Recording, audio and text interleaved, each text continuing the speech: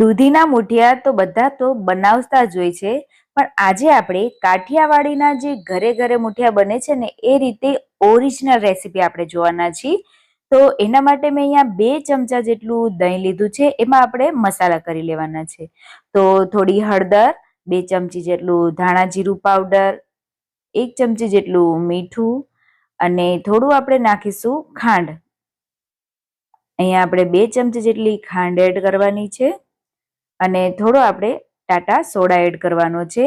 એનાથી આપણા દૂધીના મુઠિયા એકદમ સોફ્ટ અને પોચા બનશે. અને મોણ માટે થોડું એડ કરશું તેલ.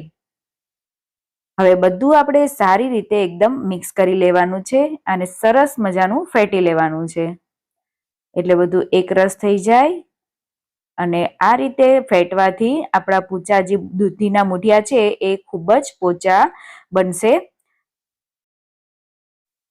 જો તમે આ રીતે ફેટીને જો મુઠિયા ન બનાવ્યા હોય તો આ રીતે એકવાર જરૂરથી ટ્રાય કરજો. અને મુઠિયા કેવા બન્યા, કેવા લાગ્યા એ મને કમેન્ટ બોક્સમાં જરૂરથી જણાવજો. અને આવી અવનવી ચેનલ જોવા માટે જો હજી ચેનલને સબસ્ક્રાઇબ ના કરી હોય તો સબસ્ક્રાઇબ કરી દેજો. હવે હું પરફેક્ટ માપ સાથે બતાવવા માટે મેં અહીંયા વાટકીનું માપથી તમને બતાવું છું કે મેં અહીંયા દૂધી ખમણેલી છે એ કેટલી લઉં છું. તો અહીંયા 2 વાટકી જેટલી મેં આ દૂધી ખમણેલી લઉં છું. બસ આ જ વાટકીના માપ પ્રમાણે પછી આપણે લોટ પણ લેવાનો છે. તો અહીંયા 2 વાટકી જેટલા મેં અહીંયા દૂધી છે એ ખમણેલી લઈ લીધી છે.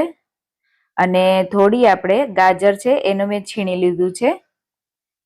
ગાજર નાખવું એકદમ ઓપ્શનલ છે, નાખો તો સારું લાગશે. અહીંયા મારી પાસે આટલું જ ગાજર અવેલેબલ હતું. જો થોડું વધારે તમારે એડ કરવું હોય તો એ પ્રમાણે એડ કરી દેવું.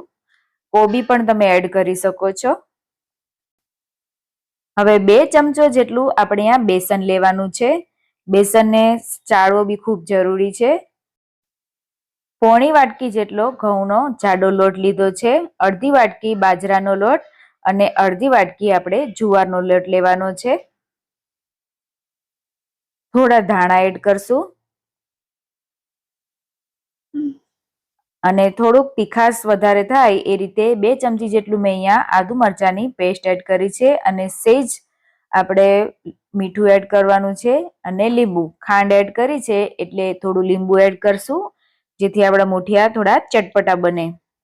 અને 1-2 ચમચી જેટલું આપણે સફેદ તલ એડ કરવાના છે. હવે આ બધું આપણે હળવા હાથે મિક્સ કરવાનું છે. જો વધારે ચોળશો તો દૂધીમાંથી પાણી છૂટું પડશે. અને લોટ આપણે એકદમ સોફ્ટ જ બાંધવાનો છે. જો કઠણ લોટ હશે તો મુઠિયા જે આપણા છે એ સોફ્ટ નહીં બને અને થોડા કઠણ બનશે. તો લોટને આપણે ઢીલો બાંધવો જરૂરી છે અને ખૂબ ચોરવું નહીં, નહીં તો દૂધીમાંથી પાણી છૂટું પડશે. એટલે આ રીતે હળવા હાથેથી આપણે આ રેડી કરી લેવાનું છે. હવે આ રેડી થઈ ગયું છે. હવે આપણે હાથમાં તેલ લગાવીને મુઠિયા પાડવાના છે. પણ એની પહેલા આપણે ઢોકળિયાને પાણી મૂકીને ગરમ કરવા મૂકવાનું છે. હવે ઢોકળિયામાં જે પ્લેટ મૂકી છે એના ઉપર પણ તેલ લગાવવાનું છે અને હાથમાં તેલ લગાવીને આ રીતે મુઠિયા પાડી લેવાના છે. તમે જો રોલ કરીને ઢોકળા બનાવવા માંગતા હોય તો એ રીતે હાથમાં લાંબા રોલ કરીને મુઠિયા વાળી શકો છો. મેં આ રીતે મુઠિયા વાળ્યા છે. તો આ રીતે મુઠિયા વાળવાથી લુક પણ સારો આવે છે અને ટેસ્ટ પણ સારો આવે છે. અમે ઘરમાં પહેલેથી આ રીતે જ ખાઈએ છીએ તો મેં આ રીતે મૂક્યા છે. હવે આને 15 થી 20 મિનિટ જેટલું ચડવા દેવાના છે. 15-20 મિનિટ પછી 20 મિનિટ જેવું થઈ ગયું છે તો ઢોકળાને આ રીતે ચપ્પુથી ચેક કરી લેવાનું. આ રીતે થોડા જો કાચા લાગતા હોય તો હજુ આપણે 5 મિનિટ જેટલું એને ચડવા દેશું.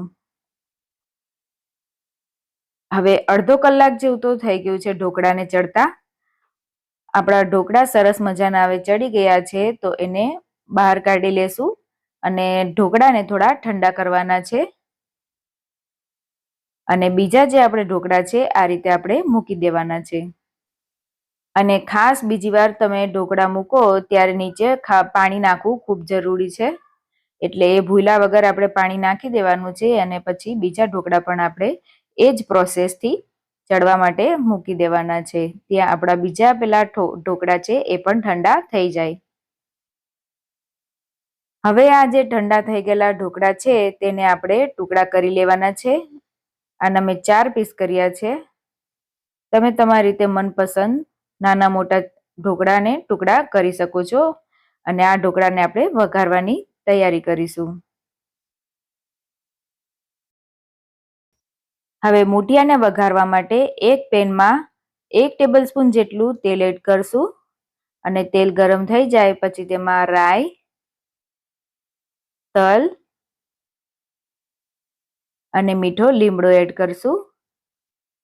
અને બધું સરસ રીતે સતળાઈ જાય એટલે એડ કરશું મૂઠિયા.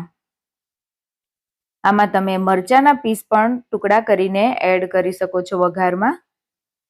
હવે આ બધું બરાબર આપણે મિક્સ કરી લેશું. તો આ દૂધીના સરસ મજાના ઢોકળા આપણા તૈયાર થઈ ગયા છે. હવે આ વઘારમાં આપણે 2 ચમચી જેટલી દળેલી ખાંડ નાખવાની છે. આ દળેલી ખાંડ નાખવી ટોટલી ઓપ્શનલ છે. જો તમે ગળ્યા મૂઠિયા ભાવતા હોય તો જ એડ કરવી.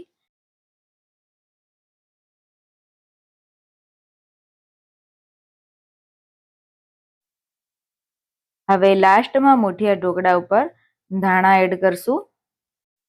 તો રેડી છે કાઠિયાવાડમાં ઘરે ઘરે બનતા જે મૂઠિયા ઢોકળા છે એની રેસીપી.